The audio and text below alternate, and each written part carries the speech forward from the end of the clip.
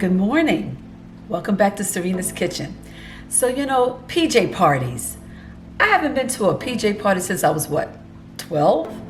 But who says you can't have a PJ party as adults? So I said to the girls, hey, come over in your pajamas and let's have a PJ party. Right away, a friend of mine says to me, oh my God, can we have breakfast for dinner? That's so cliche. So listen, who says you gotta follow the rules of what time you're supposed to have a PJ party? I said, girls, let's do a brunch. Come over in your pajamas, we'll watch movies, and I'll make a nice brunch. Yeah, so we're throwing the traditional rules out the window, and I'm giving a brunch. And guess what? I'm gonna turn last night's dinner into this morning's brunch for PJ fun. Okay, so, like I said, I'm gonna turn last night's dinner into today's brunch. But you know what? You can't have a brunch without having a little dessert treat to go along with it. So I'm gonna start off with my Marble Loaf Cake with a strudel topping. So what I have in this bowl here, I have 3/4 cup of unsalted butter that was sitting at room temperature. Now to measure 3/4 cup, 1 stick of butter is 8 tablespoons. So you will actually need, for 3/4 cup, you will actually need a stick and a half, totaling 12 tablespoons of butter. All right, so I have, like I said, 3/4 cup of unsalted butter, room temperature, and I have 1 1/4 cup of white sugar. So I'm going to mix this at high speed until light and fluffy. All right, so let's see now, see how nice and light the color change. The butter and the sugar mixed together, nice light color. And the texture is fluffy, so we're all ready and set to add the rest of the ingredients. All right, so now I'm gonna add the flour. In my flour, I have 1 1/2 cup of flour, a 1/2 teaspoon of baking powder, a 1/4 teaspoon of baking soda, and a pinch of salt. A pinch, basically, if you have a measuring spoon, it's like 1/8 measuring spoon. That's a pinch. I'm gonna mix a little at a time.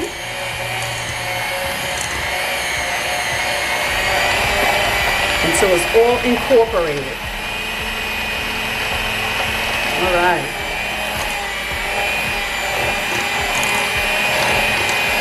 Okay, so now after you mix the flour in, just until blended, we're gonna put the rest of the ingredients in.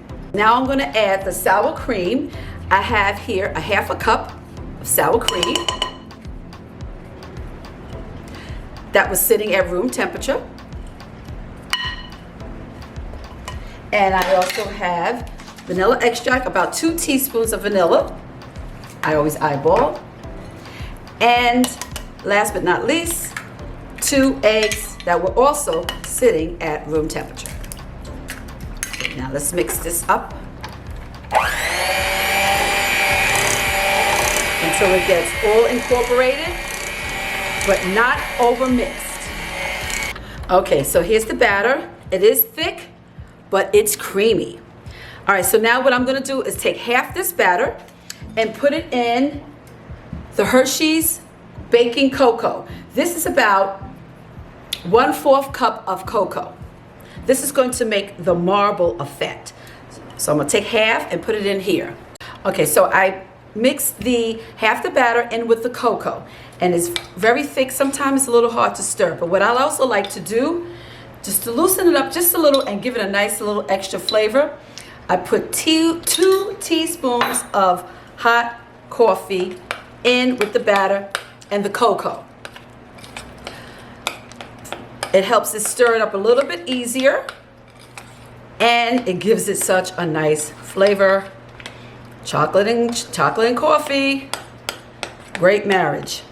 All right, perfect, that is perfect. So now what I'm gonna do, I'm using a loaf pan.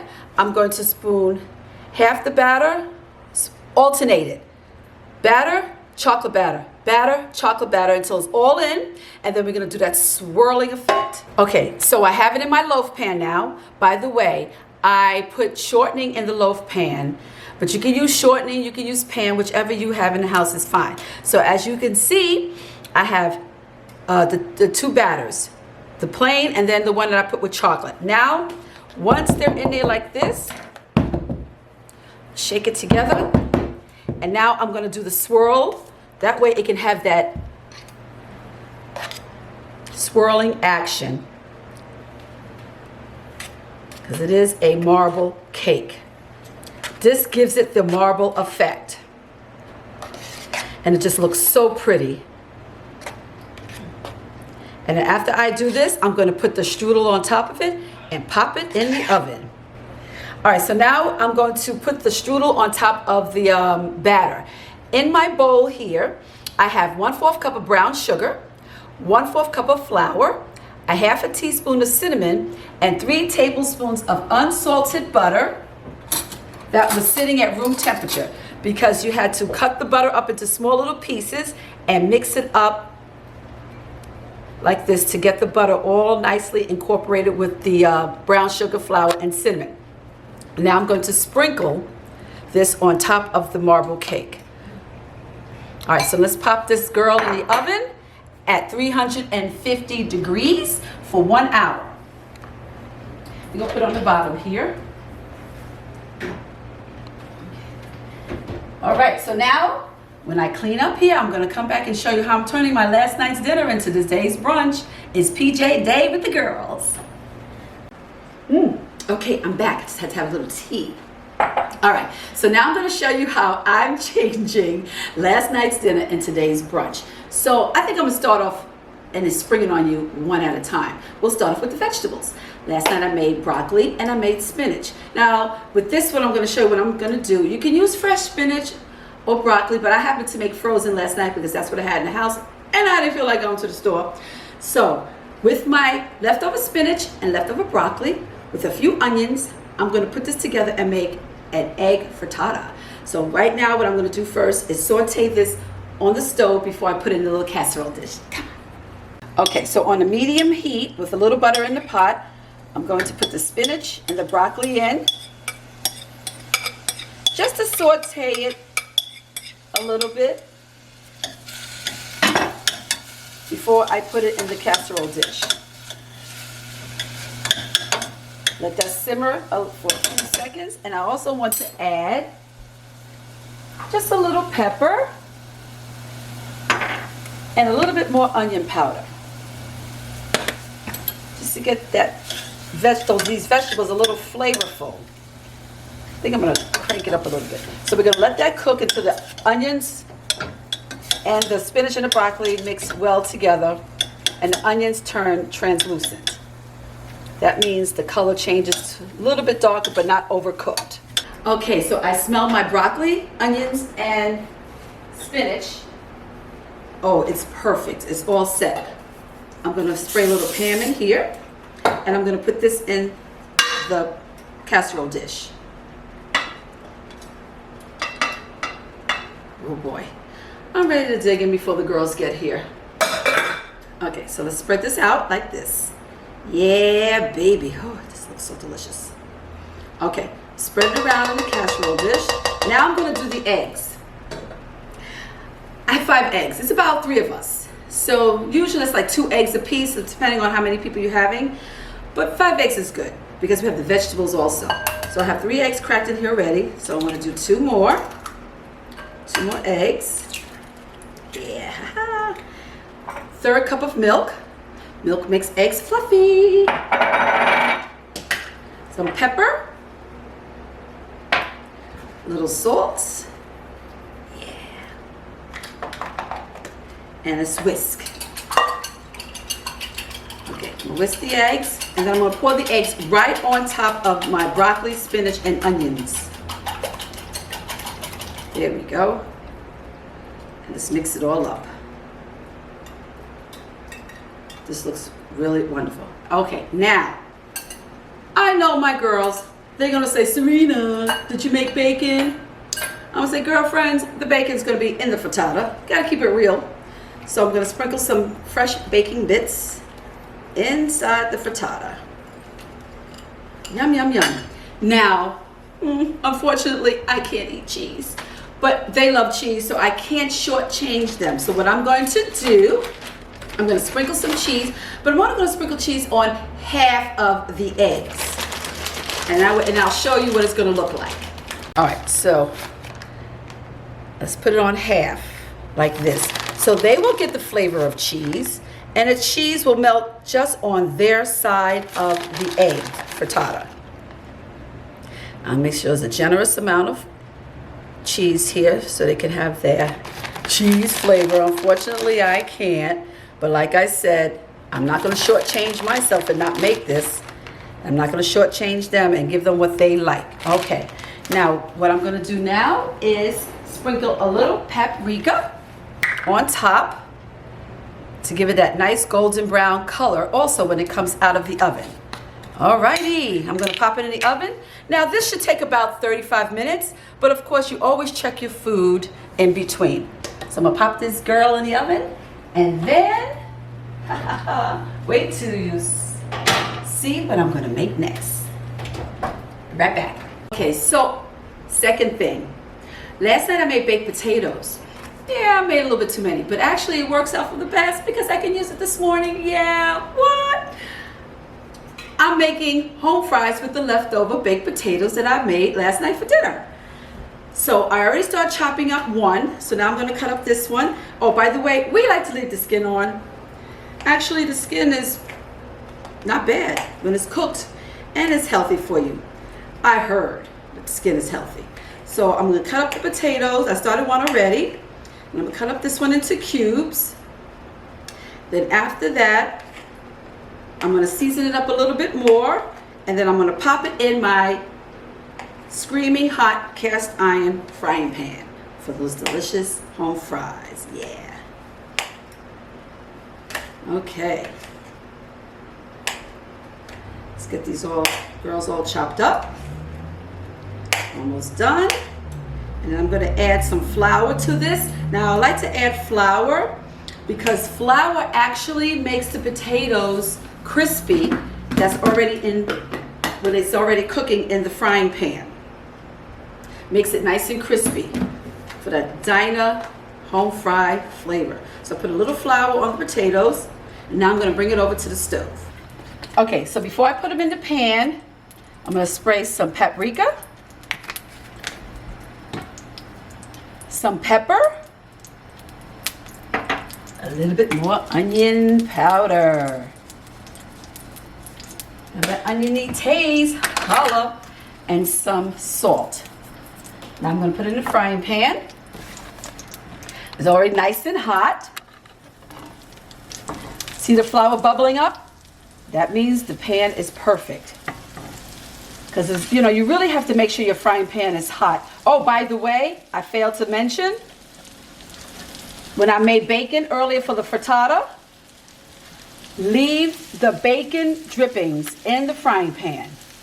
Guys, that gives it a nice flavor. It really does. So leave those bacon drippings in the frying pan. Now, if you don't want to use bacon drippings, you could always use olive oil and butter. But what I have a little bit of bacon drippings, and I add a little bit more butter to that. Now, what I just did was put in my onions, yellow pepper, and red pepper. And get my ginormous spatula. I'm going to flatten it down. Turn it up a little bit. That way, and let it cook like this for a few minutes before I turn it over so we can be nice and crunchy at the bottom of your home fries. Hey, that's the way we roll. That's the way we like it. You let that cook a few minutes before you turn it over. Look at that beauty. Beautiful colors, and it's going to be delicious. A little bit more salt. Can't have enough salt. Has to have flavor. All right. I'm going to let that cook a few minutes. Then I'm going to turn it over. In the meantime, last part of our brunch. Okay, look how beautiful my potatoes look. Now remember, it's not going to take long because the potatoes were really already cooked because I baked potatoes last night. It's just a matter of sauteing it, making home fries, and sauteing it in onions and peppers and extra seasoning. So I'm going to shut this off, and I'm going to lay this on this platter. Then I'm going to stick it in the oven. Oh my gosh, they look beautiful golden brown potatoes. And I'm going to leave the pan here because I'm going to use it for the last and final part of our PJ brunch. Okay, be right back. Okay, last part of my brunch. So I made vegetables and turned it into frittata. I made baked potatoes and turned it into home fries. And you know what else I made for dinner last night? Let me show you. Yeah, baby. I made grilled salmon. This salmon was slamming. I made some slamming salmon last night. So guess what? I'm gonna turn this slamming salmon into salmon croquettes. Yeah, babe. Brunch food. Very easy. Now the salmon is really already seasoned. I seasoned it really well last night. So we're gonna put the salmon in a bowl and I'm gonna mash it up. Smash it up very fine. Now we have to bind it together because we are making croquettes. So I have to add an egg.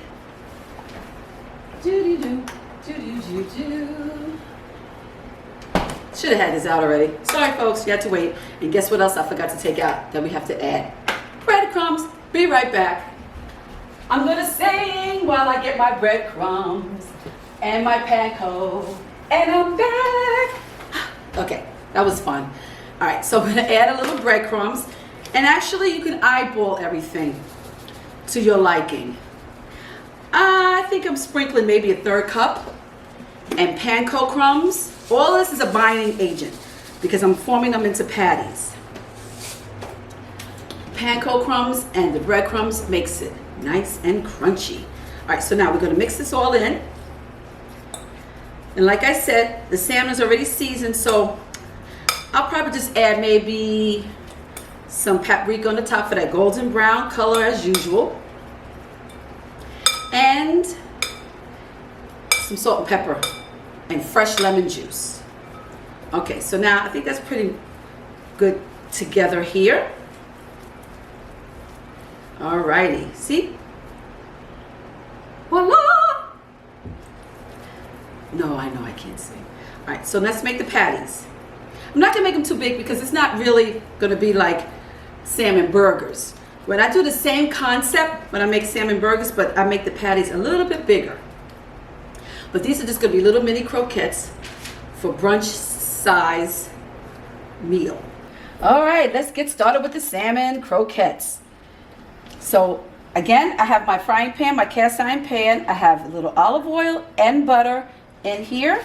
And I wait for the pan to get hot. And I hear that sizzle.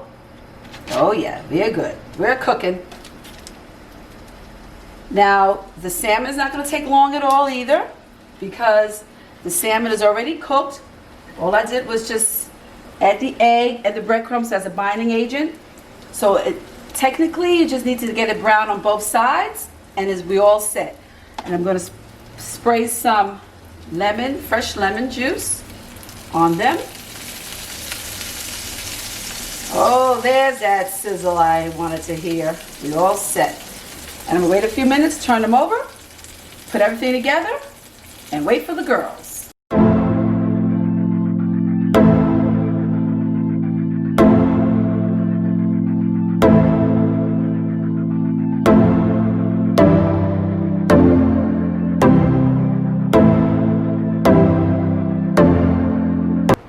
Okay, I'm all ready. I got my PJs on, I got my fluffy socks on, and the girls said they're about 3 minutes away from the GPS. But everything is all set. But of course, you know, I want to make sure everything is perfect, even though I know it is. But I want to sample. First, the frittata. Wow, this vegetable frittata looks beautiful. The vegetables, the broccoli and the spinach through and through, the egg and the bacon on top. And guess what? I have a side with no cheese. All right.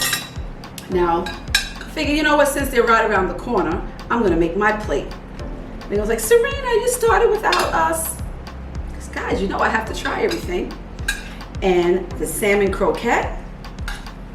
Now, let's just do a little sample. Okay, I think I want to start with the egg. Oh, I just love this. It's so delicious.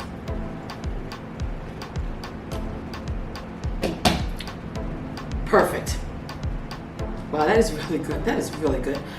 Very flavorful.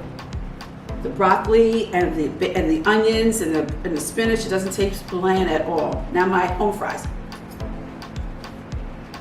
I'm going to enjoy this. So good. Oh my gosh. Now my salmon croquette. Wow. Even better the next day. You know what? There's something to be said about leftover food. Oh my gosh, excuse me. It's just so good. Oh, wait a minute. One more thing. My cake. Let me move my coffee over. My cake. I want to cut a few pieces. Okay, wait a minute. You got to take a look at this marble. This marble through and through the cake. It's gonna fall, but I have to show it. Look at that. Look at that beauty. Oh, it's still warm too. Steal a piece.